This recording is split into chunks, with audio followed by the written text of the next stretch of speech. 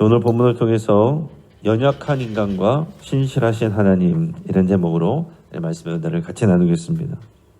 어느 아버지가 이런 얘기를 했어요. 그의 아들이 어릴 때 자전거를 배웠는데요, 잘 타다가도 이제 한번 넘어졌던 곳에서 이제 자꾸 계속 넘어졌다는 거예요. 그래서 아버지가 너 왜 자꾸 이제 같은 곳에서 넘어지냐? 근데 아이는 울먹이면서 아빠, 나도 몰라요. 여기만 오면 자꾸 무서워져요. 사람이 그럴 수 있습니다. 같은 곳에서 같은 실수를 반복할 수도 있다라는 얘기죠. 우리가 신앙생활 할 때도 그럴 수가 있습니다. 우리가 하나님의 약속을 경험했고 은혜를 받았습니다. 그런데도 위기가 오면 또 다른 두려움에 빠지고 또 자신의 방법으로 문제를 해결하려고 합니다. 은혜를 받고 다짐도 하고 그랬는데 똑같은 실수를 반복하는 그런 모습들이 우리에게도 있어요. 오늘 창세기 20장에 보면 그런 우리의 민낯을 아브라함을 통해서 보여줍니다. 아브라함은 믿음의 조상이지만은 25년 전에 했던 똑같은 실수를 여기서 반복을 하고 있습니다. 25년 전에 애굽에서 했던 그 실수를 그 시간이 지나서 다른 곳에서 똑같은 실수를 또 반복한다라는 거예요. 그래서 오늘 출애굽 창세기 20장에서는 이런 인간의 연약함과 실패를 보게 되지만, 그러나 여기서 사실 강조되는 그런 내용은 인간의 연약함보다는 하나님의 신실하심입니다. 그런 인간의 연약함, 그렇게 실수하고 넘어지는 이런 아브라함을 통하여서 하나님의 언약을 이루어 가시는 하나님의 신실하심을 우리가 보게 된다라는 것입니다. 우리는 인간의 연약함과 동시에 신실하신 하나님을 같이 봐야 됩니다. 인간만 바라보면 희망이 없습니다. 그러나 신실하신 하나님을 보면 우리가 소망을 할 수가 있어요. 자, 오늘 본문의 1절, 2절 같이 읽습니다. 아브라함이 거기서 네게브 땅으로 옮겨가 가데스와 술 사이 그랄에 거류하며 그의 아내 사라를 자기 누이라 하였으므로 그랄 왕 아비멜렉이 사람을 보내어 사라를 데려갔더니. 자, 이미 창세기 12장에서 아브라함은 이집트에서 똑같은 거짓말을 한 적이 있습니다. 자기 아내가 너무 예쁘니까 또 그것 때문에 해를 받지 않을까 해서 자기 아내를 누이라고, 여동생이라고 그러면서 다녔다가, 그때도 애굽의 바로가 자기 아내를 데려갔다가 재앙을 맞이해서 다시 돌아오게 된 그런 일이 있었는데, 이번에는 남쪽 네게브 지역, 여기 중간 지역이라고 한다면은요, 여기 헤브론 지역이라고 한다면은 그 밑에 남쪽 네게브 지역이 이제 광야 같은 지역이고요. 거기서 더 쭉 내려가면은 이제 애굽이 나옵니다. 근데 애굽에서 25년 전에 그랬는데 네게브 지방에서 지금 또 이런 일을 벌이고 있다라는 얘기예요. 같은 죄를 또 반복하고 있습니다.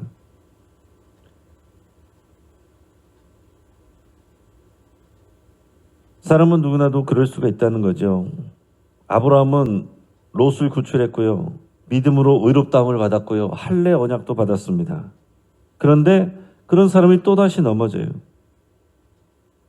오늘의 우리의 모습과도 같습니다. 우리는 새벽 기도를 하고 수요 예배, 금요 기도에 또 은혜를 받습니다. 그리고 매년 새해마다 새롭게 다짐합니다. 이제는 달라질 거야. 우리는 온전하게 살 거야. 그런데 비슷한 시험에 오면 또다시 무너지는 우리들의 연약함을 보게 됩니다. 또 회사에서 부당한 압력이 오면 타협하기도 하고, 경제적 어려움이 오면 또 불안해하면서 하나님보다 돈을 더 의지하기도 하고, 관계에서 상처받으면 용서하겠다던 다짐을 잊고 다시 또 원망합니다. 아브라함의 실수는 오늘 우리에게 이렇게 말하고 있어요. 믿음의 사람도 넘어질 수 있다. 그러나 넘어지는 것보다 더 중요한 것은 누가 우리를 일으켜 세우느냐 하는 것이다. 오늘 사람만 보면 우리는 넘어집니다. 그러나 또 우리 자신만 보면 또 우리도 실망하지만은 우리를 일으켜 세우시는 우리 하나님을 바라볼 수 있어야 됩니다. 오늘 그랄 왕 아비멜렉이 또 이 일에 대해서 또 알게 됐습니다. 하나님께서 나타나셔서 또 그를 책망하셨어요.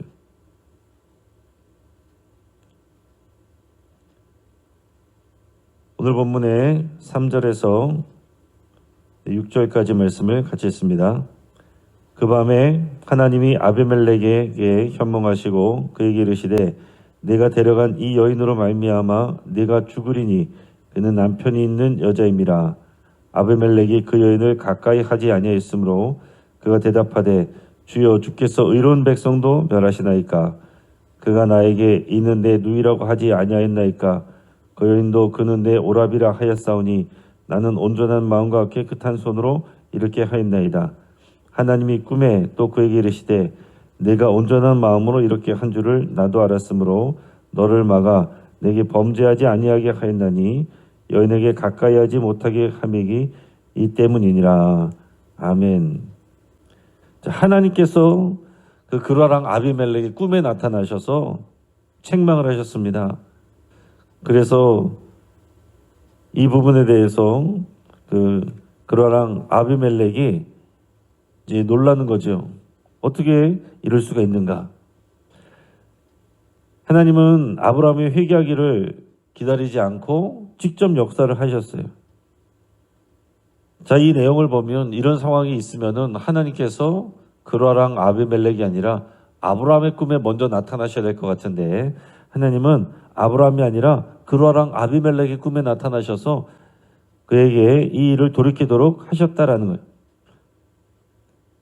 그러면서 또 7절에서는 아브라함을 선지자라고 이렇게 말씀하십니다. 그 사람의 아내를 돌려보내라. 그는 선지자라. 내가 그를 위하여 기도하리니 네가 살려니와 네가 돌려보내지 아니하면 너와 네게 속한 자가 다 반드시 죽을 줄을 알지니라. 하나님께서 이렇게 강하게 말씀하셨어요. 아브라함에 대해서는 선지자라 이렇게 말씀하셨습니다. 지금 이렇게 실수하고 있는데 실수투성이인 아브라함에 대해서 거짓말하고 있는 아브라함에 대해서 하나님께서 그를 선지자라고 말씀하세요. 그러니까 하나님께서는 아브라함을 그의 자격 때문에 사용하시는 게 아닙니다. 그가 완전하기 때문에 사용하시는 것은 아닙니다. 하나님께서 선택하셨고 하나님이 언약하셨기 때문에 사용하시는 거예요. 하나님께서 창세기 22장 18절에서 아브라함과 나중에 또 이렇게 언약을 맺습니다. 내 씨로 말미암아 천하 만민이 복을 받으리라. 12장에서도 하나님께서 부르셨고 15장에서도 부르셨습니다. 이런 언약들은 아브라함의 신실함 때문에 이루어지는 것이 아니라 하나님의 신실함 때문에 이루어지는 거다 하는 사실이에요. 왜 하나님께서 급하게 또 그라랑 아비멜렉에게 나타나셨는가? 왜냐하면 그의 자녀 때문에 그렇죠. 지금 아브라함의 자녀로 또 하나님의 구속사를 이루어 가실 것인데 엉뚱한 사람이 지금 아브라함의 실수 때문에 이랬지만은 엉뚱한 사람과 동침을 하게 되고 그렇게 되면은 이게 하나님이 보내신 하나님의 구속사라고 사람들이 믿지 않게 될 거 아닙니까? 그러니까 하나님께서는 급하게 막으신 거예요. 하나님께서는 우리를 인도하시고 지켜주실 때 우리의 수준에 따라서만 하시는 게 아닙니다. 하나님께서 나에게 오늘 은혜를 주시고 내가 평안을 누릴 때 내가 이렇게 믿음이 좋아서 그렇지 생각할 수 있으나 하나님의 신실하심 때문에 우리가 은혜를 누리는 것입니다. 내가 이만큼 해서 잘해서 그렇지 할 때는 우리는 넘어지게 되는 것이고요. 나는 연약하고 나는 또 넘어지지만 하나님이 신실하셔서 하나님의 언약 가운데 나를 지켜주시는구나. 감사합니다. 이럴 때 우리는 우리의 믿음을 또 지켜갈 수가 있는 것입니다. 또 이 일을 겪고 나니까 어떻게 돼서 그라랑 아비멜렉이 너무나도 이제 황당하게 된 거죠. 그래서 아브라함을 불러서 책망을 합니다. 그랬더니 아브라함이 또 변명을 해요. 우리 11절에서 13절까지 말씀을 같이 읽습니다. 아브라함이 이르되 이곳에서는 하나님을 두려움이 없으니 내 아내로 말미암아 사람들이 나를 죽일까 생각하였으며 또 그는 정말로 나의 이복 누이로서 내 아내가 되었음이니라.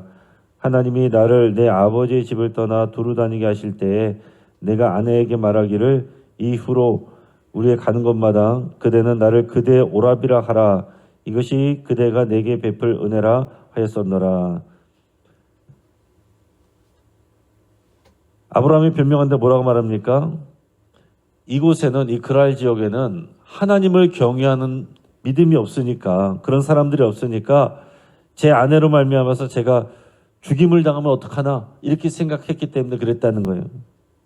얼핏 들으면 합리적인 말인 것 같습니다. 실제로 위험할 수 있으니까요. 그러나 이것은 연약한 변명이죠. 자, 왜 이것이 정당하지 못한 변명이냐? 첫째는 하나님을 신뢰하지 않았기 때문에 그렇습니다. 하나님이 그를 보호하신다라는 믿음이 부족했기 때문에 그래요. 두 번째는 그가 아내를 희생시켰습니다. 자기가 희생하는 방법이 아니라 아내를 희생하는 방법을 통해서 아내 사라가 위험에 빠지게 됐습니다. 세 번째로 그는 이것을 시스템화했어요. 13절에서 뭐라고 했습니까? 우리가 집을 떠날 때부터 내가 아내에게 부탁하기를 우리가 가는 곳마다 나를 오라버니라 하라 이렇게 말을 했다는 거예요. 그러면서 이제 이게 뭐 꼭 거짓말은 아닙니다라고 말하는 것은 실제로 사라가 자신의 이복누이기 때문에 그 거짓말만은 아닙니다 이렇게 또 어줍지 않은 변명을 덧붙였어요.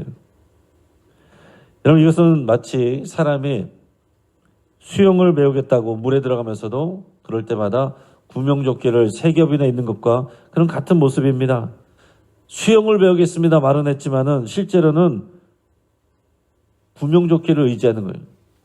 사람이 구명조끼를 벗고 물에 몸을 힘을 빼고 던져야 물에 뜨는데 그걸 신뢰하지 못하고 구명조끼를 의지하면 결국에는 어떻게 됩니까? 수영을 배울 수가 없습니다. 우리도 때로 신앙과 삶을 분리할 때가 있어요. 우리가 예배할 때는 주님을 의지합니다. 이렇게 고백하고 기도하고 찬양하지만은 그러나 교회 바깥으로 담장 밖으로 나가면 문제를 만날 때마다 우리는 인간적인 생각으로 문제를 해결하려고 한다 하는 것입니다. 직장에서는 약간의 거짓말은 괜찮아. 이게 세상 사는 법이야 라고 합리화하고 사업을 할 때도 이 정도 편법은 다 하는 거야 라고 변명을 합니다. 그리고 이것을 하나의 시스템으로 만듭니다. 그러면서도 하나님 앞에서는 하나님 나를 도와주세요. 이렇게 기도한다는 거죠.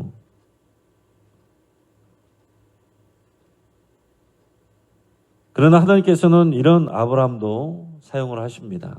근데 앞에서 보면 그 그라랑 아비멜렉이 이방인이잖아요.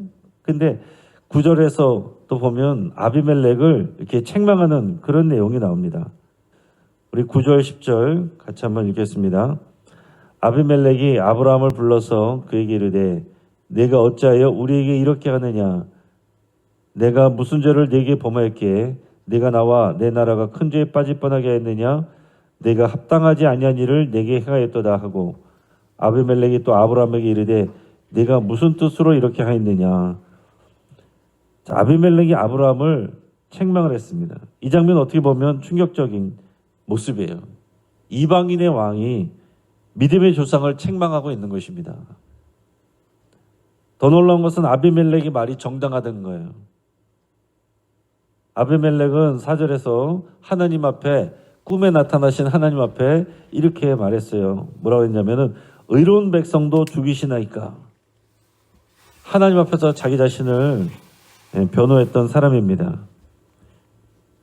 근데 반면에 아브라함은 변명만 늘어놓고 있는 거예요. 이 장면이 어떻게 보면 굉장히 좀 거꾸로 된 모습이죠. 이방왕 그라랑 아비멜렉은 하나님 앞에 나는 모르고 이랬는데 하나님은 의로운 백성도 죽이십니까? 이 말은 무슨 말이에요? 하나님은 여호와 하나님이라면 의로운 백성을 보호해야 될 분 아니십니까? 맞는 말이죠.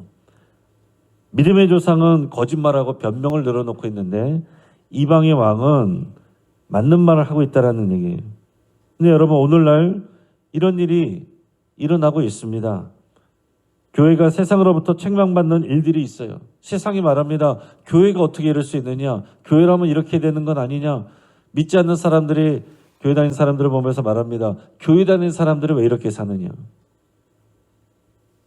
교회가 정직하지 못할 때, 교회가 이기적일 때, 교회가 사랑보다 율법주의로 판단할 때 세상 사람들이 묻습니다. 당신들이 정말 하나님을 믿는 사람입니까? 우리보다 나을 것이 무엇입니까? 여러분 이것이 우리에게 큰 도전을 줍니다. 우리의 삶이 선교적 삶이어야 되는데 하나님께서 우리를 선교적 삶으로 부르셨는데 우리 삶을 통해서 복음이 증거되고 예수님이 드러나는 것이 아니라 오히려 복음을 가리고 있는 때가 많다라는 사실입니다. 사람들이요, 왜 교회 나오지 않습니까? 예수님을 싫어해서 나오지 않는 게 아니라 교회 다니는 사람을 싫어해서 안 나오는 경우들이 많다는 거죠. 여러분, 우리 전도의 가장 큰 장애는 교회 다니는 사람입니다. 그게 우리일 수도 있다는 거죠. 우리가 선교적 삶으로 부름을 받았는데 오히려 복음의 장애물이 되지 않는지 우리가 우리 자신을 돌아봐야 됩니다. 그러나 여기서 얘기가 끝나지 않아요. 방금 거짓말한 아브라함이 또 이방인에게 책망받은 아브라함이 이제 이 아비멜렉을 위해서 기도해요. 그리고 하나님께서 또한 그 기도를 들어주십니다. 우리 17절 말씀을 우리가 읽습니다. 아브라함이 하나님께 기도하며 하나님이 아비멜렉과 그의 아내와 여종을 치료하사 출산하게 하셨으니 18절도 있습니다. 여호와께서 이왕에 아브라함의 아내 사라의 일로 아비멜렉의 집에 모든 태를 닫으셨습니다라. 자, 하나님께서 이 사라의 일들로 인해서 이 아비멜렉의 집에 모든 여인의 태를 닫으셨다는 거예요. 아이가 생기지 않고 아이가 태어나지 않습니다. 하나님의 저주가 임한 거예요. 그런데 이 부분에 대해서 아브라함이 하나님께 기도를 한 것입니다. 그리고 하나님께서 그 아브라함의 기도를 들어주셔서 또 아비멜렉의 집안에 모든 닫힌 태문을 여셨다라는 사실이에요. 이게 참 놀라운 신비한 일이죠. 자, 지금 아브라함이 부족한 것들을 보여줬는데 그런 부족한 아브라함의 기도를 통해서 하나님이 또한 역사하셨다라는 사실입니다. 그러니까 여러분, 우리가 완벽해서 기도하는 게 아니에요. 우리 기도가 완벽한 사람이어서가 하나님이 응답하시는 게 아닙니다. 하나님 응답하기로 작정을 하시고 약속을 주셨기 때문에 우리는 부족해도 우리의 믿음이 연약해도 하나님이 기도를 들으시고 응답하신다라는 사실이에요. 아유, 나 같은 사람이 기도한다고 뭐 하나님이 일하시겠는가? 그런 연약한 나의 믿음의 기도도 하나님께서 들어서 역사하신다고요. 사람들은 그렇게 말합니다. 너나 잘해라. 아브라함은 지금 아이를 못 낳고 있는데 아브라함이 기도했는데 이방인의 그 가정에 태문이 열려서 아이들이 나온다는 거예요. 여러분, 이런 일이 실제로 일어납니다. 나는 아픈데 내가 기도했는데 다른 사람이 날 수 있어요. 실제로 그런 일들이 많이 있습니다. 또 치유사역자, 은사사역을 하는 분들도 보면은 기도를 할 때 또 사람들이 많이 낫는 이런 하나님의 역사들이 일어나고 강력하게 그런 일들을 또 사역을 하는 분들도요. 또 아파서 병원을 갑니다. 그럼 사람들이 보면 이거 가짜다 이렇게 볼 수 있는 거죠. 자기는 병원에 다니면서 다른 사람들을 기도하면 치유가 일어난다고 어떻게 그렇게 말하느냐. 그럴 수 있다는 거죠. 아브라함은 자기가 아이를 지금 낳지 못하고 있는데 믿음이 연약한 그런 책망을 받았는데 그럼에도 불구하고 그 연약한 믿음의 기도를 통해서 하나님이 일하시고 역사하셨다라는 사실입니다. 여러분, 우리는 연약하지만 우리를 통해서 하나님은 또한 일하시고 역사하십니다. 하나님께서 우리를 완벽할 때까지 기다리셔서 그런 우리를 통해서 일하시는 게 아니에요. 지금 이 시간 우리는 부족하고 연약합니다. 우리가 고백하고 그러나 하나님 앞에 연약하지만 믿음을 가지고 하나님을 의지하면서 예수 그리스도의 이름으로 기도하면 하나님께서 우리에게 일하시고 역사하시고 우리를 통하여서 다른 사람들에게 또한 하나님의 놀라운 일들을 이루신다는 사실이에요. 여러분, 이것이 우리에게 힘이 되는 말씀 아닙니까? 하나님께서 날마다 우리에게 너는 왜 이렇게 또 이런 실수를 했니? 너는 왜 이렇게 온전하지 못하니? 너는 왜 또 넘어졌니? 이렇게 말씀하신다면 누가 하나님 앞에 설 수가 있겠어요? 저도 연약하고 여러분도 연약하지만 그러나 이런 연약한 우리를 통해서 하나님은 역사를 이루어가시고 이런 연약한 우리를 통해서 주의 몸인 교회를 이루어가시고 이런 연약한 우리를 통해서 하나님의 구속사를 열어가시고 이런 연약한 우리를 통해서 하나님의 선교를 행하여 나가시는 것입니다. 이제 말씀을 정리합니다. 우리는 두 가지를 기억하셔야 돼요. 우리는 연약하다. 나도 넘어질 수도 있고 다른 사람들도 넘어질 수 있다. 두 번째는 그러나 하나님은 신실하시다. 우리 실패에도 불구하고 하나님은 하나님의 언약을 지키십니다. 여러분, 우리 수준을 보면서 자만하거나 또 낙심하지 않으시기를 바랍니다. 그저 하나님 앞에 나가셔서 십자가 앞에 나가서 손 들고 나갈 때 하나님은 우리에게 은혜를 주시고 우리를 통하여 일하시는 거예요. 자, 일본에는요, 킨직이라는 전통공예가 있대요. 킨직이라는 전통공예는 어떤 거냐면 깨진 도자기를 버리지 않고서 그 깨진 틈을 금칠로 메워서 다시 붙이는 기술이라고 합니다. 수리가 끝난 도자기는 깨지기 전보다 훨씬 더 아름답고 단단해집니다.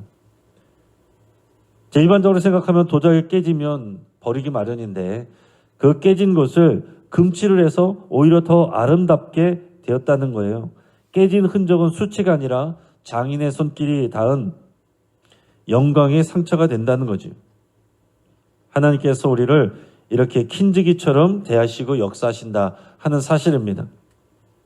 아브라함의 거짓말이라는 깨진 틈을 하나님께서는 은혜와 언약이라는 금으로 메우셨습니다. 그래서 아브라함은 거짓말장애에서 믿음의 조상으로 빚어질 수가 있었던 것이죠. 기억하시기 바랍니다. 하나님은 우리의 실수보다 훨씬 더 크신 하나님이세요. 하나님은 지금도 저 여러분들을 나의 자녀라, 나의 선지자라 이렇게 부르시면서 연약한 우리의 손을 붙잡고 일하십니다. 같이 기도하겠습니다. 오늘 말씀을 붙잡고 함께 기도하겠습니다. 오늘 두려움 때문에 하나님보다 세상의 방법을 더 의지했던 일들을 여러분 기억하시고 회개하시기 바랍니다. 나의 믿음 없음 때문에, 나의 연약함 때문에 믿음의 자리를 벗어났던 것들, 세상적인 방식으로 행동하고 선택했던 것들을 여러분 회개하시고 더 나아가서 위기의 순간에도 하나님의 보호하심을 온전히 신뢰하는 믿음을 부어달라고 기도할 수 있기 바랍니다. 또한 세상 사람들로부터 책망받지 않도록 정직하고 신실한 삶을 살기로 결단할 수 있기 바랍니다. 환우들을 위해서 함께 기도해 주시고 또 오늘 장례 소식이 있습니다. 우리 교회 잘 나오셨다가 요양원에 가 계셨던 송금래 권사님 이제 하나님의 부르심을 받으셨는데요. 우리 교회 김점희 집사님의 신모가 되시기도 합니다. 성남시 의료원 장례식장 8호실 빈소가 마련되어 있고요. 교회에서는 오늘 위로 예배 오후 1시 30분에 출발하게 됩니다. 이 가정을 위해서 여러분 같이 기도해 주시기를 바랍니다. 그리고 교회 하나됨과 새롭게 회복됨을 위해서 또 함께 기도하겠습니다. 이 시간 주여 한번 부르짖고 합심해서 함께 기도하겠습니다. 주여, 오 할렐루야. 하나님 아버지 감사합니다. 하나님 두려움 때문에 하나님보다 세상의 방법으로 의지했던 이들을 아버지여